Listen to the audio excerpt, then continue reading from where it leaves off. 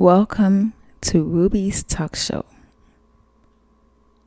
Today is a beautiful day, just like always.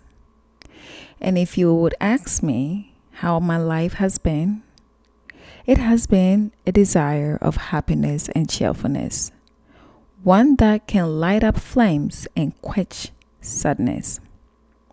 So today I smile and enjoy the beautiful breeze of the sun-kissed sunlight of air wavering into my office.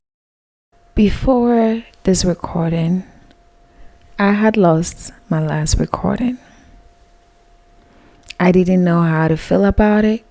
I didn't know how to take it. I didn't know how to process it. But this is all part of learning. This process of podcasting, losing files, losing documents, part of writing. As an author and a motivational speaker and a healer, a voice healer, all these things are very common. It's part of the process as a motivational speaker. When the light is drawn to you to speak, nothing can take you back. In that moment and space of recording that podcast, I was in the place of beautiful, beautiful spirit, a beautiful enchantment, free of guilt, free of stress, free of drama. The kids are asleep. The house is so quiet, like a place that I've always wanted to be. Like nature, when the city is closed down and all they have is them. They can actually focus on their existence and breathing into what they are. So at this moment, that's what I'm doing. In my sacred place, breathing into who I am. This is Ruby's Talk Show. We often get it twisted. The life can be beautiful. It can be drama free. It can be all that gold. But life actually is just as gold as it can get. In life, is as beautiful as gold. Our lives. It's just like having these 5 fingers that we take for granted, or a hand that we take for granted. In total, we have 10 fingers, right? 5 of each hand. When the left one is taken away, we can use the right one. Then when the right one is taken away, we can use the left one. That's how precious and golden our life is. Some of us take it for granted because we have it until it's taken away. It's just like nature. See outside your house. Maybe there is one plant or one flower or one tree or a person that stands out to you the most when you come outside of your house. That thing speaks to you. It hears you. It calls your name. Or maybe it's the air or the oxygen that you breathe, or the silence that you hear, or a voice that you remember. That particular thing calls for your existence. In that moment, you feel an enlightenment of things that are gonna be better. Like the waves of the ocean, I sing a song. Like the rhythm of a dance drum, I move my legs. like the cries of my ancestors. I hear their voice. Moments like this are moments we cannot forget or liquidate. Since it's just like our thoughts, our mindfulness draws an attraction to frequencies that will begin to expatiate. I'll give you an example. When the grass is dying, you don't see the beauty of the grass because the green is faded. But it's when the grass start growing and the green start coming and you start watering that flower again and start admiring its nature, it breathes into your existence and you both can feel the happiness coming out of it. That's the golden life that we fail to recognize. This beauty of nature, this grace, this honorable gesture of our soul.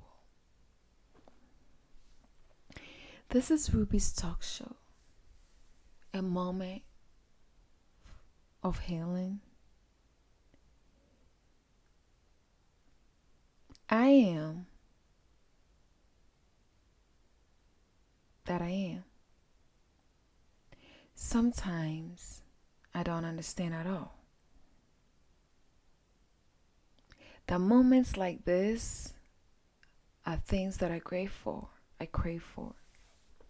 And moments like this are things that I'm sad for. And moments like this are things that I'm happy for.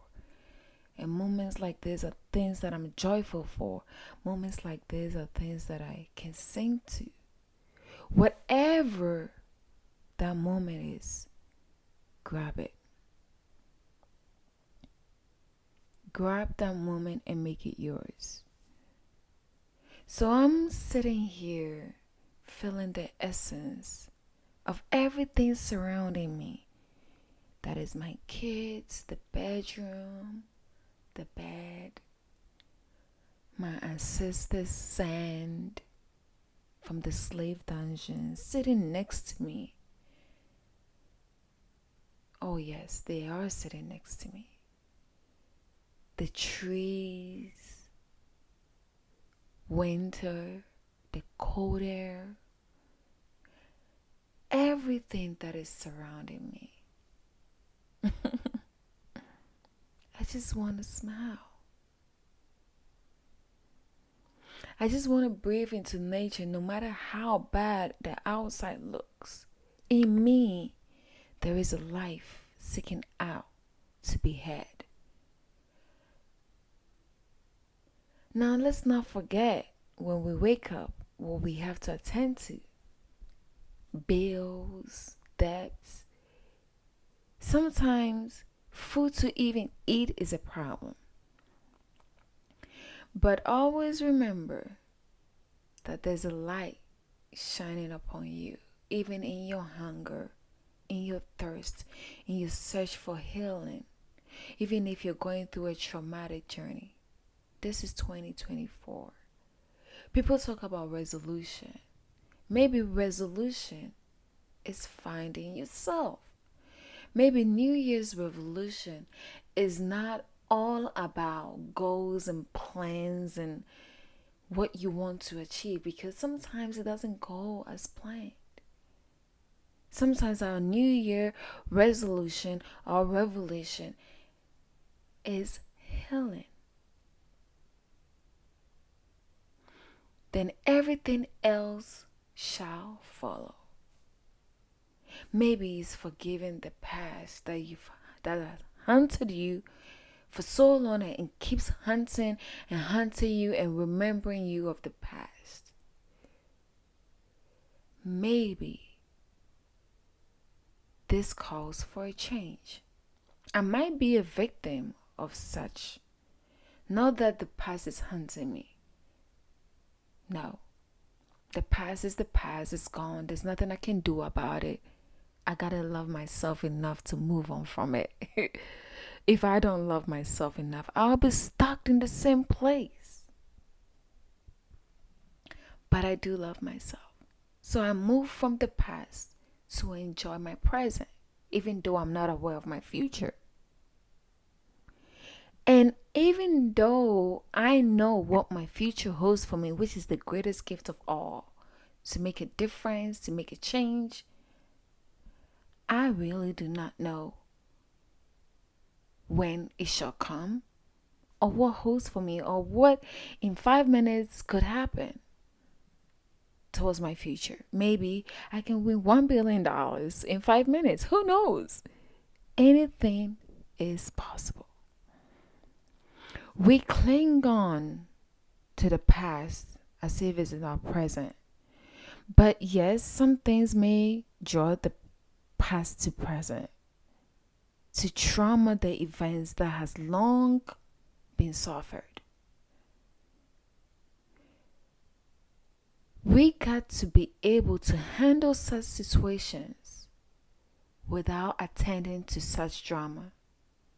So in ourselves, as we heal, as we continue to heal from progressive trauma, we also have to heal towards progressive future of our souls. Now, 2024 may sound like this year is going to be great. I'm going to make a lot of money. I'm going to travel around the world. I'm going to experience new, beautiful experiences all across my vibrations, all the frequencies that I attract, which is all good because that's what I want. I want to travel. I want to see the world. I want my kids to see the world, to give them a different aspect or experience, or let them learn different cultures so they can admire and respect what they don't have. That everything that they have is something that somebody doesn't have. So traveling actually is believing, learning, and experiencing. It's all good. But plans do change as we accommodate ourselves, as we learn ourselves, as we continue to grow. And it might be part of the traveling experience that accommodates us into new beings. Yes, it's all good. You can travel. But maybe healing first will be the resolution or revolution to your 2024, for all these beautiful things to open up doors for you, to open up all these beautiful experiences, not within your traumatic healing, or not within your traumatic events that keep happening, but through your healing. Trauma is going to be there. We can't run away from what has happened, but what we can do is to move on for what's better ahead. So today you might be thinking 2024 is going to be the greatest year of all, which positively is supposed to. But look at it as a brighter way. Take one step at a time. Goals are not always accomplished. I used to write down my goals for 2020s, 2021, 2022, 2023. And all those goals, even though I achieved like 40% out of 100%, those things that came to me was unexpected. I can't plan my life according to. The only thing that can plan on your life according to is the universe, the people you attract, the way you think, the positivity behind that mindset. Because evil attracts evil. When you think evil of someone, you attract evil in your life. Nothing goes good. Everything you do will crumble. Everything that you Touch destroys. And you're not a happy person. You're always trying to find faults in people, even when they are right. So at this point, admire nature, just like 2024. Look at 2024 as nature, as something that we are all willing to admire, to cherish, and to grow. This is Ruby's Talk Show, a place for voice healing, a place where you find peace, a place where you find comfort, understanding, a place of enchantment. Now, let me tell you a story. A little girl once lived in a beautiful, beautiful mountain. There were no houses, just the rocks. She had no one but herself. She didn't know where she came from. All she knew was she found herself on the rocks of the mountains. So, afraid of the world, she decided to stay there, to discover what the rocks had to offer her, what the mountains have in store for her. So she lived there every day. She hunted for food. She did everything she can to take care of herself. Then one day, a wolf found her. She thought the wolf was going to hurt her. So she took a deep breath and said, I have faced these rocks, these mountains. I have catered for myself. No harm shall befall me. And this wolf is going to be my best friend. So in that moment, she attracted the wolf to be a friend. She wasn't afraid. And the two of them became best friends. The wolf had also lost his family, her family, whatsoever. Also finding for a place where she or he belongs. So they both found each other. The wolf then talks to the girl through his spirit.